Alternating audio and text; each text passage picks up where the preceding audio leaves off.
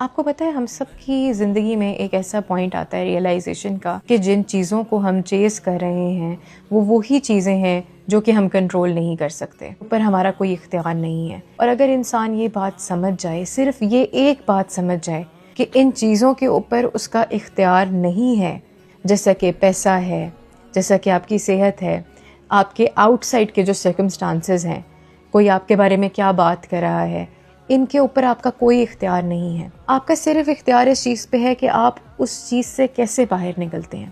آپ کے اوپر کوئی بات کرتا ہے، آپ اس کو کیسے ہینڈل کرتے ہیں۔ اگر آپ اپنے اوپر وہ سٹریس لیں گے، آپ یہ سوچتے رہیں گے کہ اس انسان کو میں کیسے ریئلائز کراؤں کہ میں ایسا نہیں ہوں، تو وہ آپ کو اور زیادہ پریشانی دے گا۔ آپ ہر وقت اسی چیز کے بارے میں سوچتے رہیں گے اور اپنے کام دنیا کے نہیں کر سکیں گے۔ اور یہی ریزن ہے سٹریس کی۔ جو آپ کی زندگی میں سٹریس آتا ہے وہ دو وجوہات کی وجہ سے ہوتا ہے۔ پہلا یہ کہ کچھ چیزیں جو کہ آپ ان کے بارے میں سرٹن نہیں ہوتے، اور دوسرا وہ چیزیں جن کو آپ کنٹرول نہیں کر سکتے۔ یہ دو چیزیں آپ کی زندگی میں پریشانیاں، سٹریس لے کے آتی ہیں۔ اور اگر ہم یہ سمجھ جائیں یہی دو چیزیں ہیں جو سٹریس لے کے آ رہی ہیں، اور یہ سمجھ جائیں کہ کچھ چیزیں انسان کے اختیار میں نہیں ہیں اور کچھ چیزیں ہمیں اللہ پر چھوڑ دینی چاہیے، تو ہم بہت ساری پریشانی سے بچ سکتے ہیں۔